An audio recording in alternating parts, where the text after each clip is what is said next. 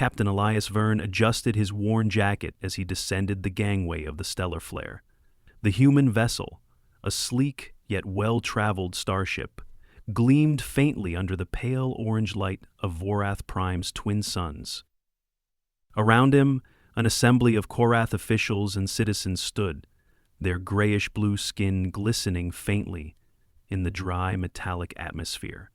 Their expressions ranged from curiosity to thinly veiled disdain, a mixture Elias had grown accustomed to during his tenure on the Vorath Prime's twin suns.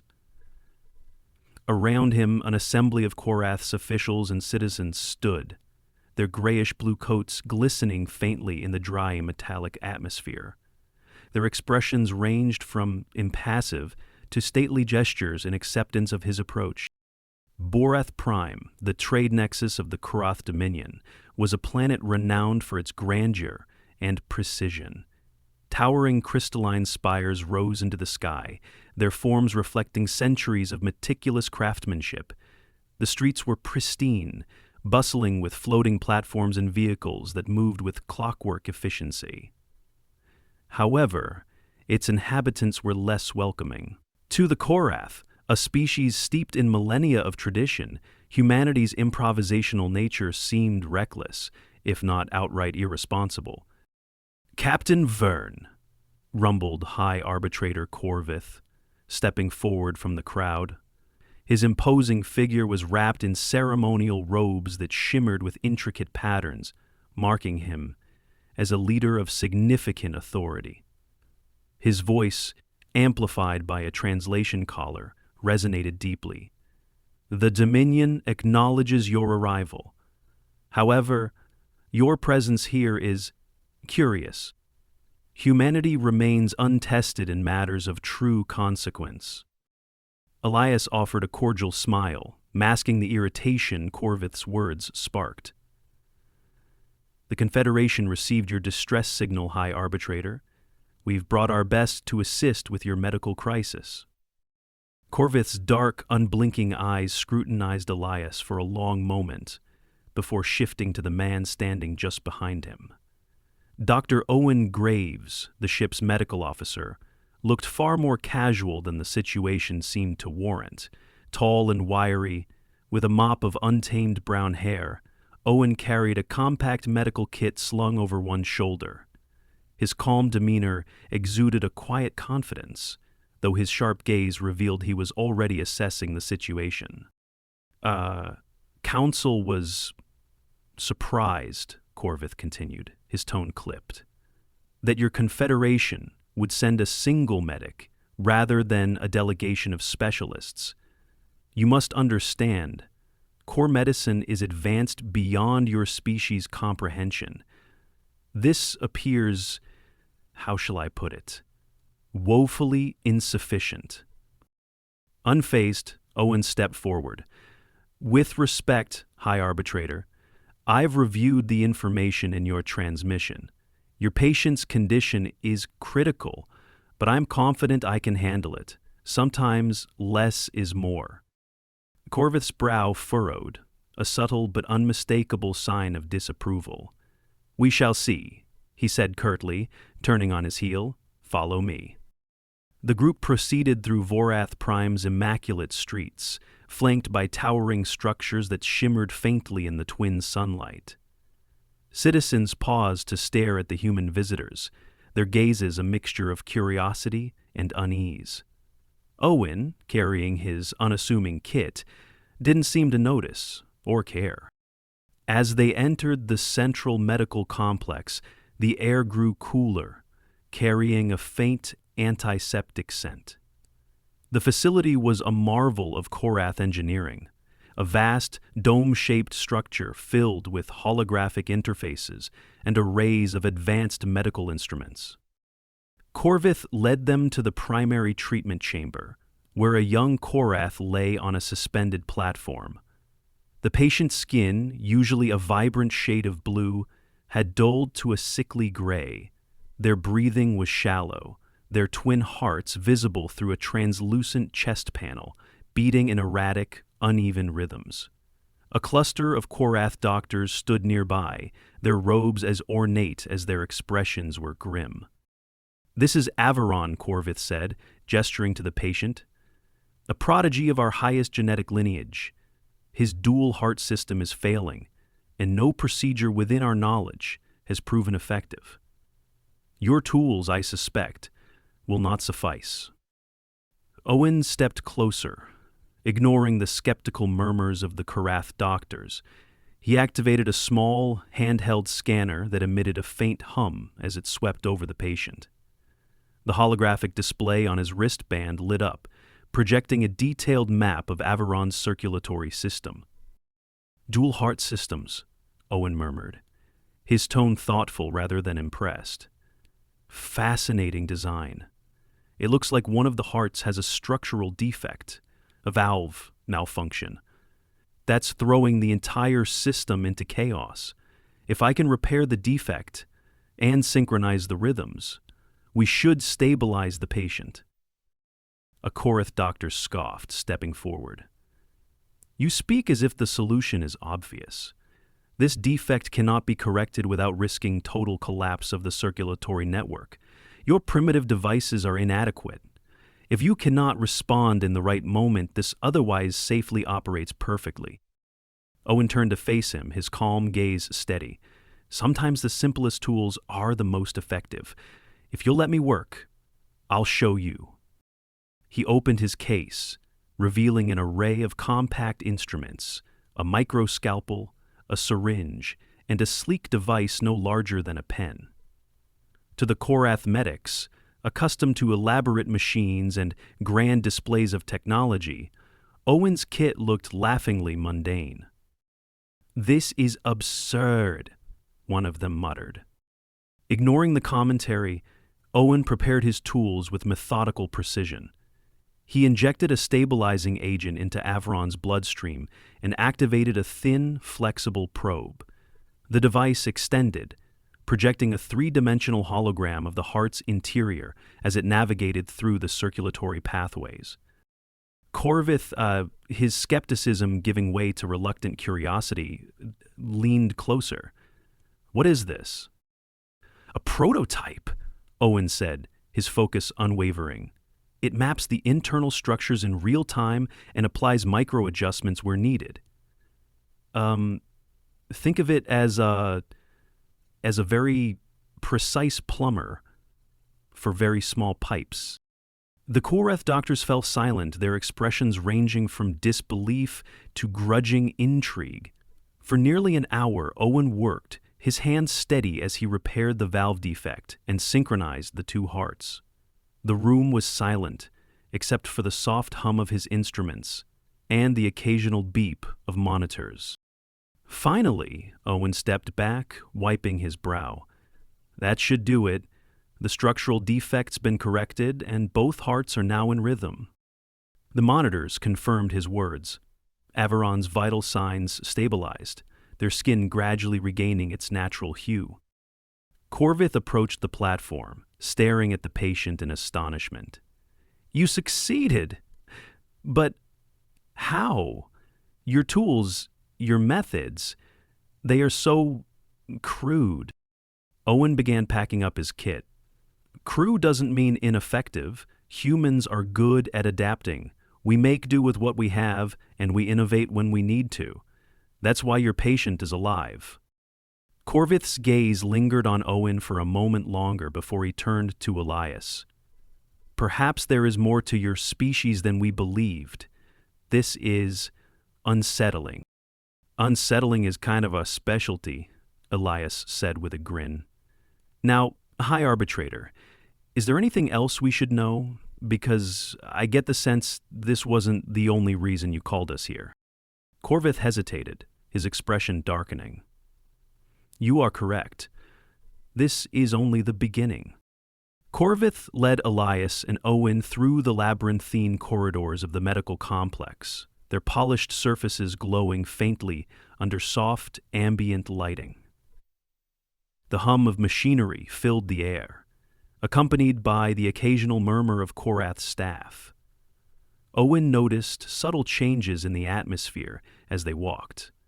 fewer medics attending to patients, more security personnel stationed at key junctions.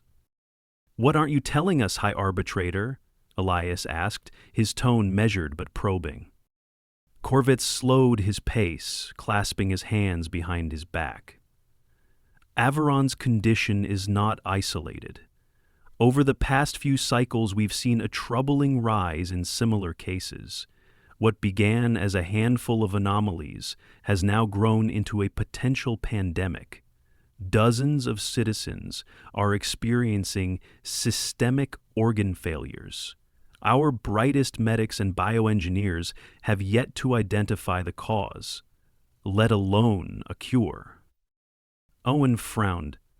Systemic organ failure across multiple patients doesn't just happen.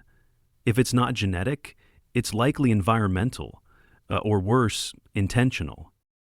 Corvith glanced at him sharply. "What do you mean by intentional?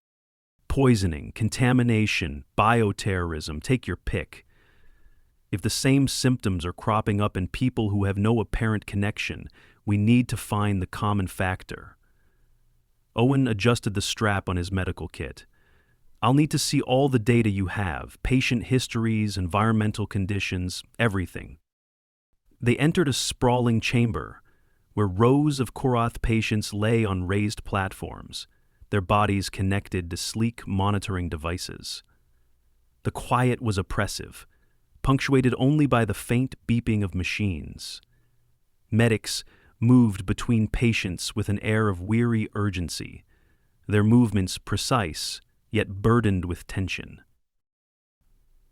Elias stopped, his gaze sweeping the room. "This is worse than I expected." Owen moved toward the nearest platform, where a Vorath female lay unconscious. Her skin had taken on a faint purple hue, and her vitals blinked erratically on a holographic display. He activated his scanner, the device humming softly as it processed the patient's condition. "She's showing the same signs as Averon," Owen said, studying the readings. "Multi-organ stress, irregular heart activity, and, wait." He leaned closer, his brow furrowing. "There's a compound in her bloodstream that shouldn't be there. It's similar to what I saw in Averon, but at a higher concentration." Corvith stepped closer, his face etched with concern. "What kind of compound?" Owen gestured to his scanner's display. "It's synthetic, definitely not something naturally occurring in your physiology. Could be a toxin or a byproduct of exposure to something environmental. Either way, it's the common thread we're looking for." Corvith's expression darkened. If this compound is artificial, someone may be introducing it deliberately. The implications are dire. Elias crossed his arms. "We need to trace its source. If it's being introduced through food, water, or another supply chain, we'll find the link." "And while you're doing that," Owen added, "I'll start developing a treatment. Stabilizing these patients buys us time, but it won't fix the underlying problem." Corvith nodded. "Very well, I'll grant you access to our central database. Whatever you require, it will be provided." Elias and Corvith worked in a secured data center, the room dominated by towering holographic displays. The Dominion's trade and resource logs stretched before them like a vast web of connections, each node representing a shipment, a facility, or supply route. "Filter for anything containing synthetic compounds similar to what Owen detected," Elias instructed, his eyes scanning the glowing streams of data. Corvith entered a series of commands, and the system narrowed the results. A single shipment stood out. A batch of agricultural supplements distributed to multiple regions across Vorath Prime. The shipment's logs contained discrepancies, altered manifests, missing inspections, and a flagged origin point from a fringe colony outside Dominion jurisdiction. "That's our lead," Elias said, pointing to the flagged shipment. "Who sent it?" Corvith's jaw tightened as he accessed the supplier's records. The shipment originated from a faction known as the Volera Collective. They operate on the fringes of Dominion space and have long opposed the Council's authority. Opposed how? Elias asked. Sabotage, subversion, and, on occasion, outright violence, Corvith replied grimly. They claim to act in the interest of restoring balance, but their methods are reckless and dangerous. Elias nodded. If they're behind this, they've escalated to bioterrorism. We'll need to hit their supply chain before they spread this to other systems. Corvith hesitated. Our forces are stretched thin. The Council has dispatched investigative teams, but they lack the expertise and mobility of your vessel. We may need the assistance of your stellar flare. Elias smiled faintly. I had a feeling you'd say that. Meanwhile, Owen had turned a section of the medical wing into a makeshift laboratory. Using samples from several patients, he worked to isolate the synthetic compound and test potential counteragents. The air around him smelled faintly of antiseptic and ozone as his equipment hummed and beeped in rapid succession. A Vorath doctor named Zathan watched from a cautious distance. Unlike his peers, Zathan seemed more curious than dismissive of Owen's methods. Human, he said at last, are you confident you can neutralize this compound? Our own efforts have failed. Owen didn't look up from his work. Confidence doesn't matter. Results do, and I'm getting closer. The holographic display in front of him flashed green, signaling a breakthrough. Owen leaned back, a triumphant grin on his face. There it is. The compound breaks down when exposed to an enzyme found in a plant native to Vorath Prime, Linaris. Do you have any on hand? Zathan's expression faltered. Linaris is rare. It grows only in the highlands, far from the cities. Harvesting it is difficult. Oh, and sighed, pinching the bridge of his nose. Of course it is. Nothing worth saving lives is ever easy, is it?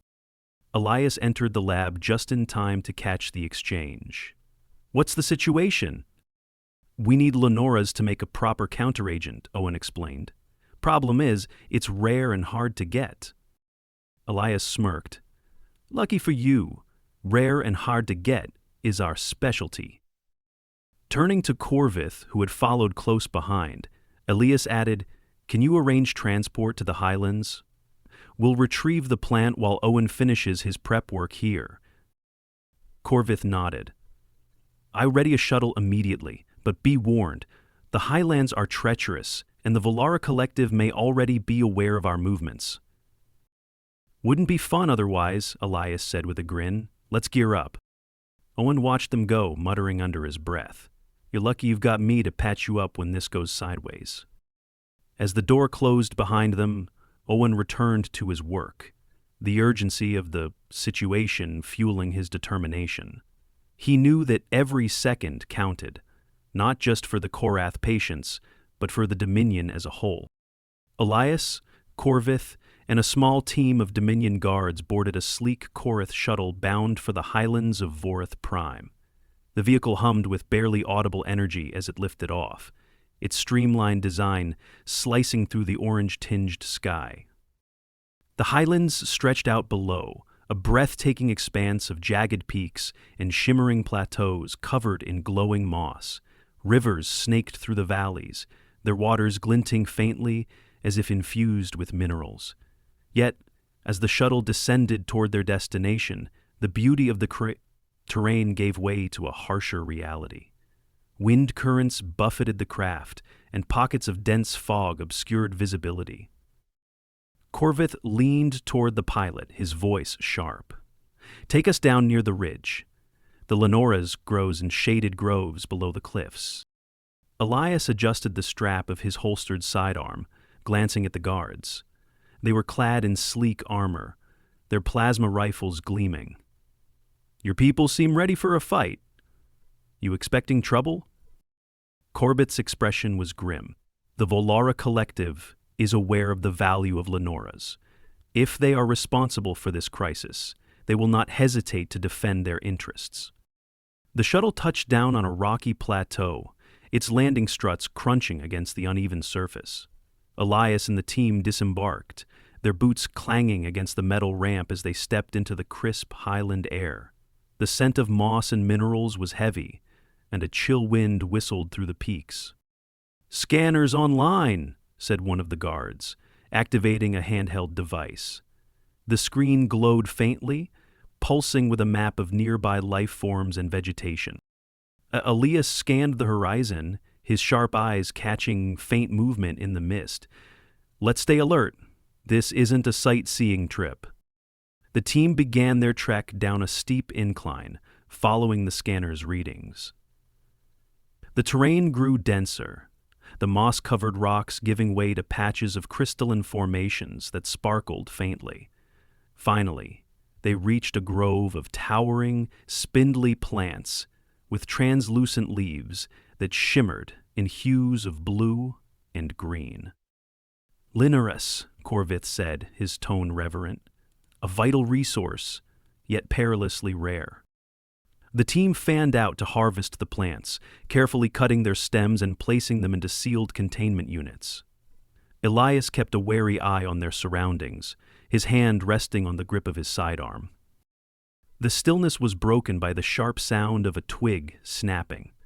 Elias spun around, drawing his weapon. "We've got company." Figures emerged from the mist, armed members of the Volara Collective, their patchwork armor adorned with crude insignias. Their leader, a wiry Korath with piercing eyes, stepped forward, aiming an energy rifle at the team. "Well, well," the leader said, their voice dripping with disdain. "Dominion lackeys and their human pets. I had hoped to meet you under less hostile circumstances, but it seems fate has other plans." Corvith's posture stiffened. "You will stand down immediately. This grove belongs to the Dominion." The leader laughed. "The Dominion abandoned its people long ago. We merely reclaim what is ours. But you? You have meddled where you do not belong." Elias's eyes darted to the containment units. They had only gathered half the Lenoras they needed. "I don't suppose you'd let us finish our work and be on our way?" he asked, his tone light but calculated. The leader's smile turned venomous. "Afraid not." The standoff erupted into chaos as the collective opened fire. Plasma bolts seared the air, striking rocks and moss with explosive force. Elias dove behind a crystalline outcrop, returning fire with his compact sidearm. The Dominion guards formed a defensive line, their precision evident as they methodically picked off attackers. Corvith fought alongside them, his plasma rifle humming as he took aim at the Volara forces. "Secure the Lenaras!" he shouted, his voice carrying over the din of battle. Elias glanced at one of the guards who was struggling to carry a containment unit while under fire. "I've got this," Elias yelled, darting from cover to grab the unit. He sprinted toward the grove, narrowly dodging a plasma blast that scorched the ground beside him. "Don't get yourself killed," Corvith barked, his expression a mix of frustration and grudging admiration. Elias reached the grove and began harvesting the remaining Lenoras, his movements quick but precise. The rest of the team provided cover, their weapons blazing as they held the line against the collective. As Elias secured the final stem, he heard a sharp whistle, a signal from the collective leader. The remaining attackers began retreating into the mist, their movements swift and coordinated. "They're regrouping," Corvith warned, his rifle still raised. "Then let's not stick around to find out what they've got planned," Elias replied, hefting the containment unit. "We've got what we came for. Time to move." The team scrambled back up the incline, plasma fire echoing faintly behind them as they reached the shuttle. Once aboard, the pilot engaged the engines, and the craft lifted off, leaving the Highlands behind. Back at the medical wing, Owen had made significant progress. He'd isolated the key enzyme from a synthesized sample of Lenoras and was preparing to test it on the compound found in the patient's bloodstreams. His makeshift lab was a controlled whirlwind of activity, monitors and equipment humming in tandem. The door hissed open as Elias and Corvith entered, the containment units in hand. Owen glanced up, his expression brightening despite his exhaustion. "You got it. Good timing. I'm just about ready to test the first formula." Elias set the units on the table. "Let's hope your miracle plant lives up to the hype." Owen carefully extracted a fresh sample of Lenora's, refining it into a concentrated enzyme solution. He prepared a dose and injected it into a vial containing a sample of tainted blood. The room fell silent as everyone watched the holographic display. The toxin began to break down almost immediately, its chemical structure destabilizing and dissolving into harmless compounds. "It works," Owen said, exhaling a breath he didn't realize he'd been holding. "We've got our cure." Corvith stepped forward, his expression uncharacteristically soft. "You may have saved our people, Dr. Graves. Your efforts will not be forgotten."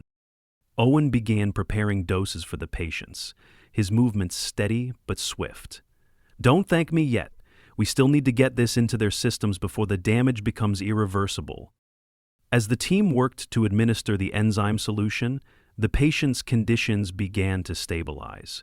Their skin regained its natural hue, their vitals steadied, and their labored breathing eased. For the first time in days, hope filled the air. "You've done it," Corvith said quietly. "Not just me," Owen replied, nodding toward Elias. "We wouldn't have gotten this far without some top-tier plant wrangling." Elias grinned, all in a day's work. But as they began to celebrate, a message from Dominion Intelligence arrived. Its contents urgent. The Volara Collective wasn't finished. Their operations extended beyond Vorath Prime, and another shipment of the toxin was en route to a neighboring system. Elias exchanged a glance with Owen. "Looks like our job isn't done yet." The Stellar Flare hurtled through hyperspace, its engines humming with a steady rhythm as the crew prepared for their next mission. The Dominion Intelligence report had laid it out plainly. The Volara Collective's operation wasn't limited to Vorath Prime. A shipment containing the deadly synthetic compound was en route to Rolus 4, a mid-size agricultural colony that served as a key supplier for several Dominion worlds.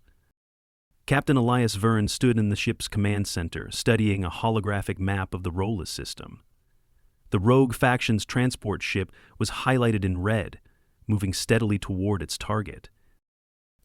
"We're not going to beat them there at this pace," Mara, the ship's tactical officer, said, her sharp green eyes fixed on the map. "Their ship is faster, and they've got at least a day's lead." Elias frowned, rubbing his chin. "We don't need to beat them. We just need to intercept them before they make contact with the colony. Options?" Mara leaned over the console, adjusting the map. "There's a narrow asteroid field along their route. We could use it as an ambush point." "Risky," Elias said. "If they spot us too soon, they'll bolt." Dr. Owen Graves appeared in the doorway, a cup of something steaming in hand. He looked unusually composed for someone who'd been awake for nearly 2 days straight. "What's the plan?" he asked, his voice casual despite the tension in the room. "We're deciding how best to crash a bioterrorist party," Elias replied with a smirk. "Care to weigh in?" Owen sipped his drink, then gestured toward the map. "You're overthinking it. They're carrying biohazards. They'll have containment protocols. Hit their engines, board their ship, and deal with them up close." Mara gave him a skeptical look. "And what happens when their containment fails and we're all breathing toxic vapor?" Owen shrugged. "You've got me. I'm a miracle worker, remember?" Elias chuckled, shaking his head. "I hate how often that plan makes sense. Mara, prep a boarding team. We'll force them into the asteroid field to slow them down, then move in." The stellar flare emerged from hyperspace at the edge of the Rolus system, its sleek frame blending into the shadows of the surrounding asteroid field. Ahead, the Volara Collective transport loomed on the sensors, a hulking freighter with heavily armored plating and a formidable array of point defense turrets. Mara's voice crackled over the comm. "They've spotted us. They're accelerating." Elias gripped the controls, his eyes narrowing. "That's fine. Let them run. Owen, you ready?" The medic's voice came back with mock cheerfulness. "Ready as I'll ever be. Just don't jostle me too much. I'd hate to drop the syringes." The Stella flare surged forward, closing the gap between itself and the fleeing freighter. Mara expertly piloted the ship through the dense asteroid field, weaving around massive tumbling rocks as the freighter's turrets opened fire.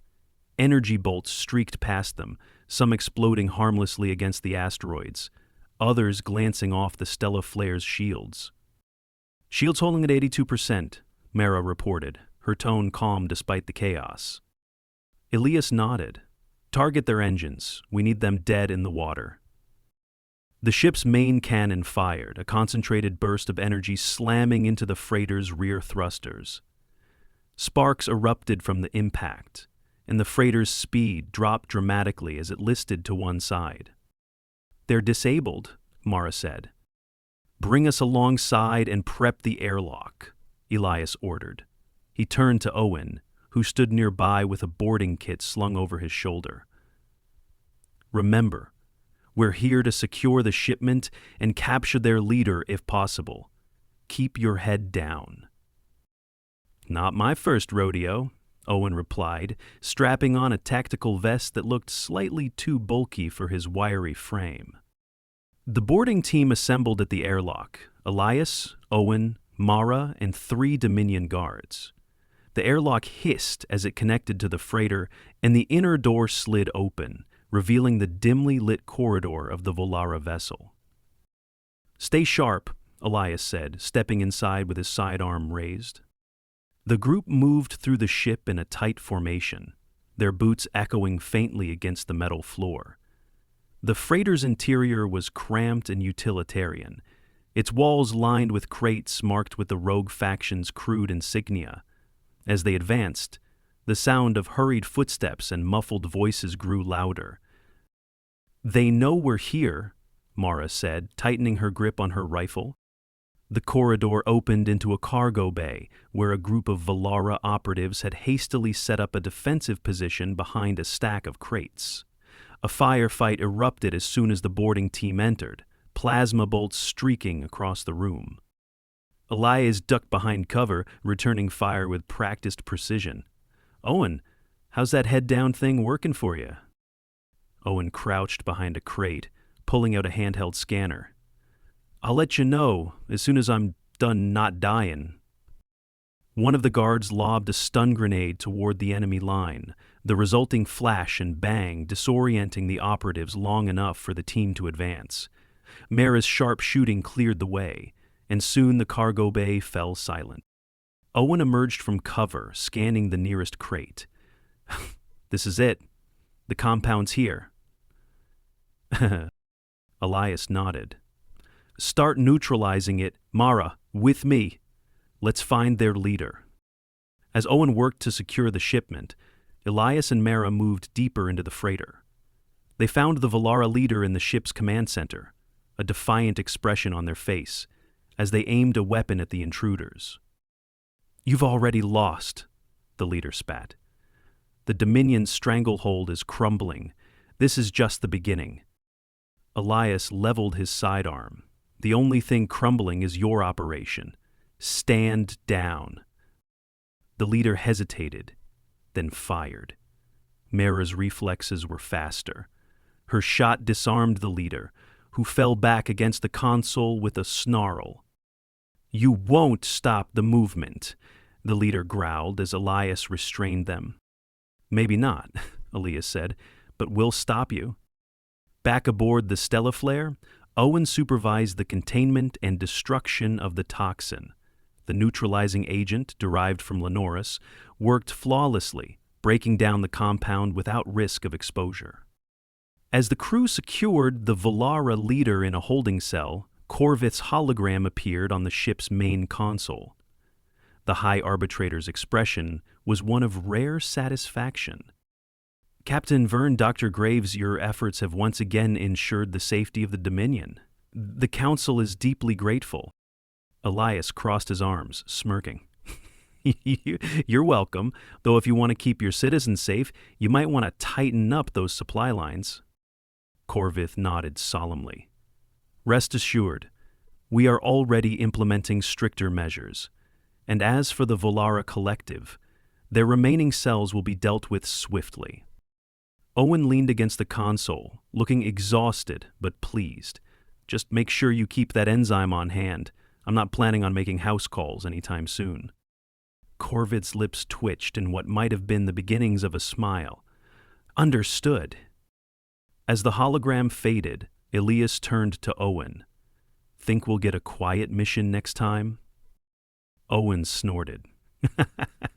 Not a chance, but hey, at least we've set the bar high. With the Dominion safe and the threat neutralized, the stellar flare entered hyperspace once more, its crew ready, if not entirely eager, for whatever challenge awaited them next.